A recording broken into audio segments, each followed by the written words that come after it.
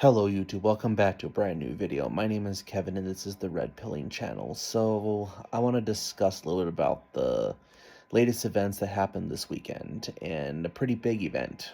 Um, and that Nicolas Maduro and his wife have been captured by the United States.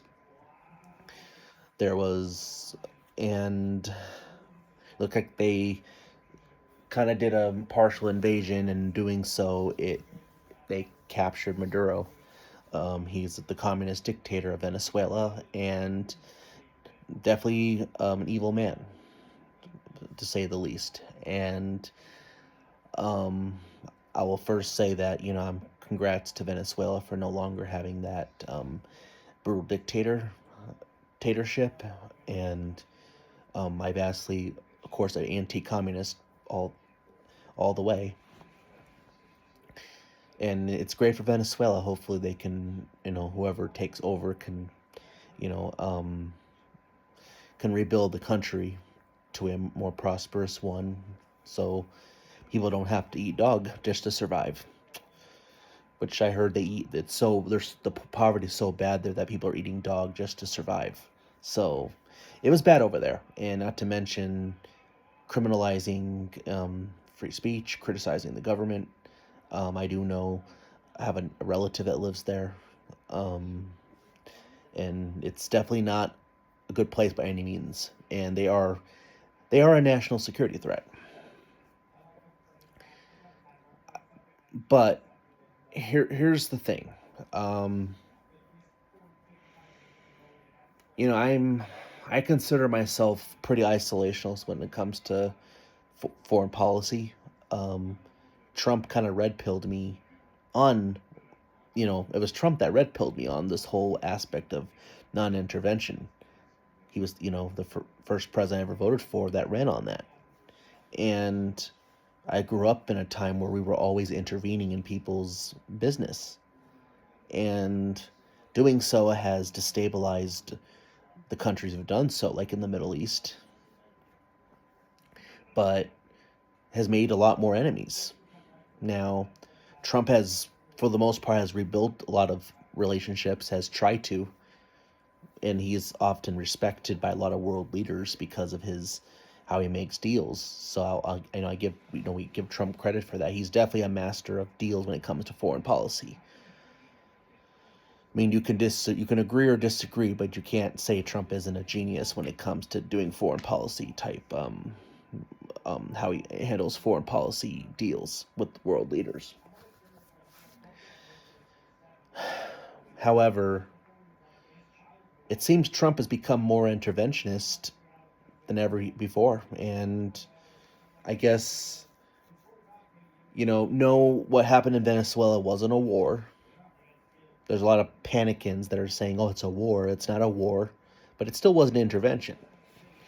And I really don't like. I really don't think it's for the United States. The United States' goal to overthrow governments in a conflict unless it's a full direct threat to the country.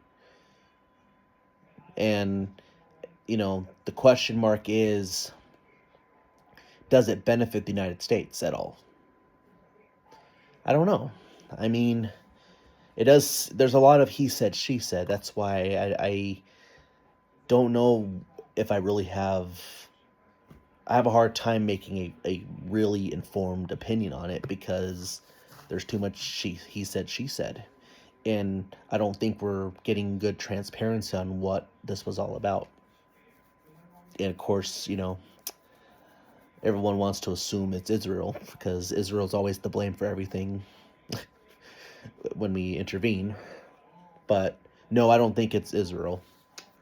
Um, from what has been told, it's about drugs. That's what we've been told initially, that they are shipping fentanyl to the United States and other drugs. Okay, I mean, I will have to say, if I had to pick intervention in one place or another, I'd rather it be on this hemisphere than the Middle East, because the countries on this hemisphere has more direct impact to the United States, being closer to our borders, and their policies and what they've allowed has affected the United States, sending criminals to the United States and drugs. So that is true. However, Venezuela is not even the leader of fentanyl. They said it's fentanyl, but isn't that Mexico? Well, shouldn't you invade Mexico then too? I guess I feel like if you're going to invade Venezuela, you might as well do Mexico, because Mexico is still owned by the cartels. Yeah, you shut the border, but you haven't intervened on their government to try to install one that's not going to be bought by the cartels. So I guess you have to really wonder, is this about drugs? And why now? Why didn't we think of this sooner? So I think people have a right to ask questions why, and I feel like we have missing gaps, and that's why conspiracy is always happening, because we have missing gaps. Now there's also about oil. Something about they're selling oil to our enemies, Russia and Iran and stuff. I mean, is it really, should we really be intervening, overthrowing governments for oil? I guess the problem is we have our own oil, and Trump ran on energy independence. So I guess I don't really understand this whole intervening off of oil. That's just me. So I don't know. I guess, that's just what we're being told, and even Vance seemed to admit that their oil had a lot to do with that. And I don't. Here's the thing. I don't. It doesn't seem like they're getting a lot of public support on this, though. I know Venezuela is happy, and I am happy for them, but the America First crowd is not really that happy about that, from what I'm seeing. I mean, I guess for me, I have a hard time justifying any intervention right now when our nation's in decline. And again, our leaders seem to always have time for everyone else. And yes, Venezuela may end their dictatorship, and we don't even know who's going to be replaced yet. So we don't even know who it's going to be yet. But hopefully Venezuela will be less a dictatorship and more democratic, I guess, right? But that's what we hope for, and I know Venezuelans are happy about that, but because it benefits them, of course. I can't imagine living under that system. I just can't. We've had it too easy here. It's funny. Only in America do you have Americans wanting to actually move to communism when everyone else is moving out. It's kind of only in America could that possibly happen. So I don't know. I will have to say Trump is a genius, because it doesn't look like he told anybody about this move, and he did this largely to prevent any sabotage, because Democrats would have sabotaged. And of course, Democrats are such hypocrites, because now they're trying to pretend to be the anti-war, non-interventionist candidates, but you can tell they're only non-interventionist when it's to a country of color. They were all pro-war with Russia, but when it comes to war with these communist countries, oh no, they don't want war. So the Dems are hypocrites, and only under Trump could they somehow defend a murderous dictator like Maduro. What I find interesting is Tucker Carlson never actually defended Maduro regime. He never said Maduro is good, by the way, which there's a lot of propaganda and lies from the establishment of the GOP saying that he did, when he didn't. He did acknowledge that despite being a dictatorship, even Venezuela wasn't that insanely left like we are culturally. Now, that's largely due to their Catholic faith of the people, why that happens, but I'm just noticing. Notice the more authoritarian countries don't put up with this leftist on the social aspect, but in the West, they're promoting all this, and then they're trying to bully and censor people who criticize it. So the West is messed up. They're so wacko. You can say that without defending Maduro, and I'm just noticing these countries that are often more authoritarian, that are have way more common sense on basic morality and cultural issues than America does. So, but yeah, I know we're a free country. No, we're not. We're not a free country. We're not. We are freer than some. We're probably freer than even Europe, but we're not the free country we used to be. I do believe censorship laws are coming real soon by the end of the decade. It's just a matter of which one it comes under. And you have pro-Israel donors who are openly lobbying government to pass censorship laws on if you on criticizing a foreign power. It's on there. It's happening. Media don't want to report it, but it's happening. Trying to pressure, and there are certain people. There are some that want to do it. That they're selling out to lobbyists, and you have the left that kind of like Europe. They want to pass censorship laws for criticizing our immigration system. So both parties want to censor. Just it's and what we have is we don't have a culture of free speech absolute in this country where people don't believe in that, and that's a problem. You're seeing huge divides. So I don't know.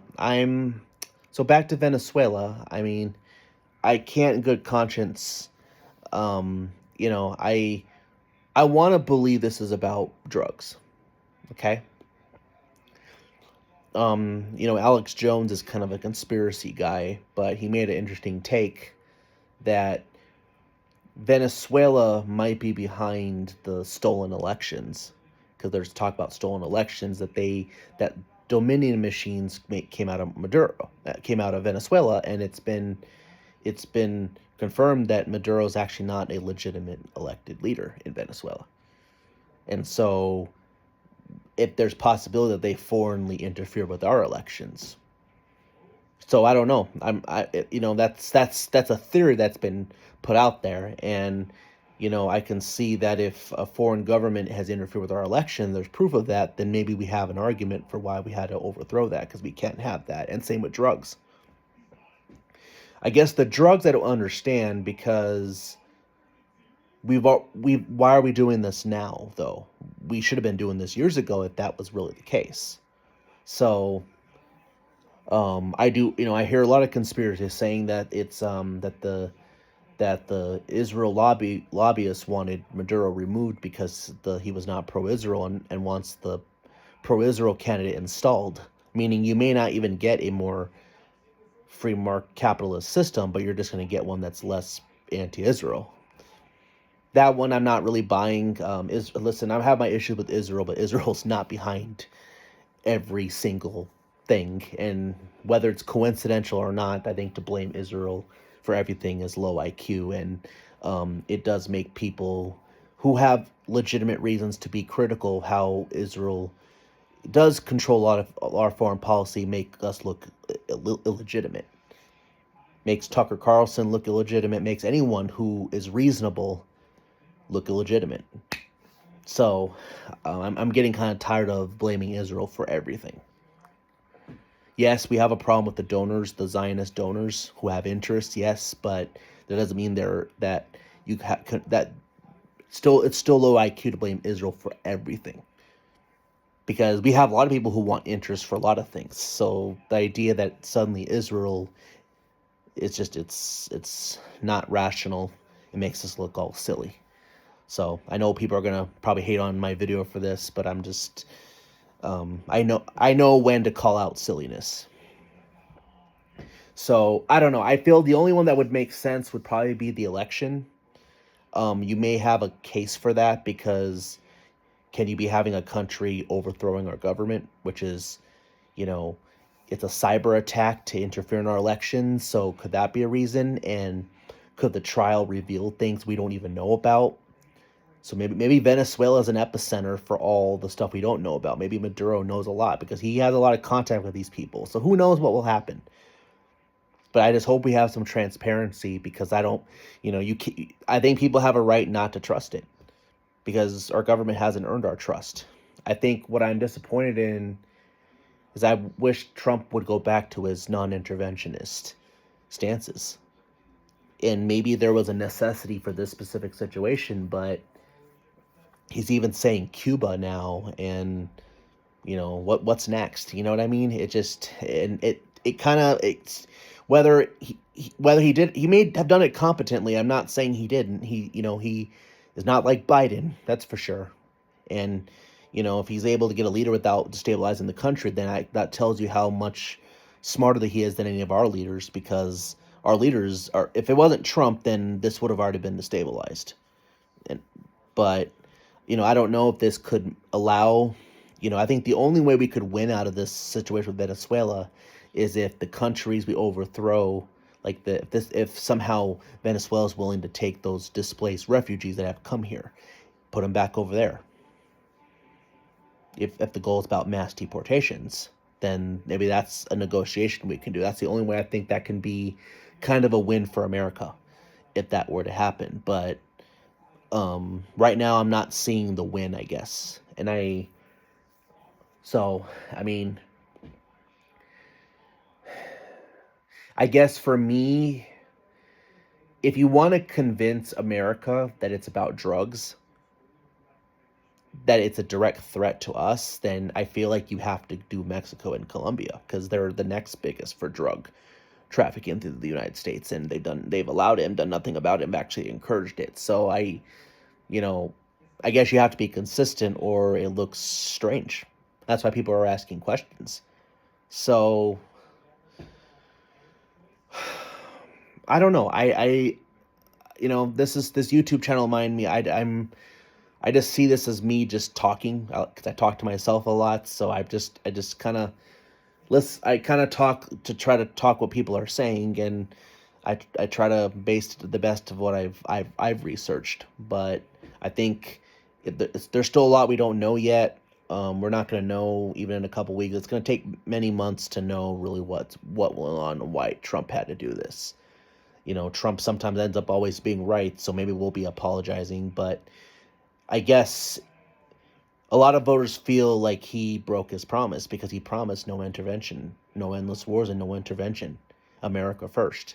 And now he's doing all this regime change stuff, and and the problem that I don't like about this is all the wrong people who screwed him over and who didn't support him, didn't vote for him, are all happy about this. So it's like, you don't want the Bushes or the McCain family or the Adam Kissinger family.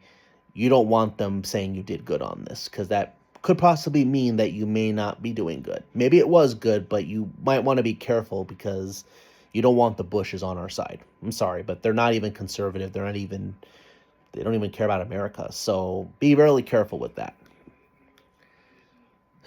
So I feel Trump is missing his key base, and maybe the Republicans who will probably vote Republican no matter what, and who will support Trump no matter what at this point, maybe they'll support what Trump's decision on this. But Trump's forgetting the base that elected him, the anti-war Democrats that are conservative but are severely anti-war, and young people who also have kind of become more isolationist too because of this, and they feel kind of betrayed right now, and they are the future. And I am afraid they're probably just going to stay home, because they feel like Trump did what he said he wasn't going to do. So a lot of people don't understand politics. They don't understand. They react with emotion. I get it, but it doesn't change the fact, and I don't make the rules on this. I'm just speaking on the behalf of my generation, that while this may be good for Venezuela, and I'm happy for them, America's still going to be asking the question, well, how does this benefit me? Hate to say it, but Americans have become selfish. And I think rightfully so, because our leaders have abandoned us. They don't even pretend to care. And I'm concerned that we're basically sacrificing our democracy for other countries while America becomes more communist. And in 20 years, we're going to be communist while everyone else is becoming freer. It's accursed.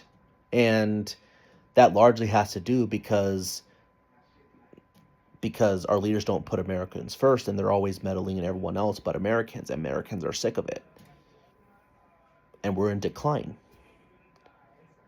People can't buy a home. They can't have families. The cost of living is skyrocket.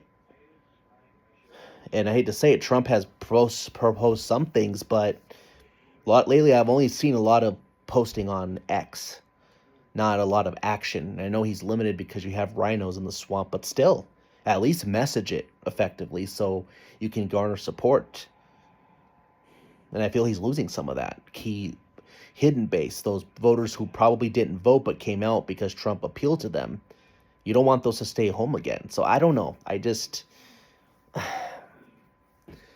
So again, we'll see what happens with this whole debacle, but I do think the GOP needs to move to an isolationalist direction until America can get things figured out and we can heal the decline. I don't really think I can't justify the morality of doing this without it. Now, maybe I'll change my mind if we can get legit evidence that this was necessary. For once, there might be some exceptions if it's a direct impact to America and maybe benefit, but I'm pretty much isolationist unless proven otherwise, and I take that position unless I'm proven that I'm wrong on. And right now, I don't trust what I'm getting, and I don't. It's not enough to convince me to do this intervention, just because, you know. Yeah, so I'm sorry. I mean, I'm not pro-communism, and that's the problem with people. If you disagree with intervention, they call you a communist. It's like, okay, well, that's the problem. See, they're acting like the left. They label you if you don't agree with them. So I'm anti-communist, but I'm also non-intervention. So, that's my interventionist policy. Non-interventionist policy is my principles, and I guess I'm also anti-communist, so I'm trying to stick to both principles. And I'm also trying to prevent communism from happening here, which it doesn't seem the leaders even care about happening here. So, I don't know. Anyway, but I don't know. Let me know. Anyway, that's all I have. Let me know what you all think. I mean, do you think let me know on the bottom if you think we're being told the truth.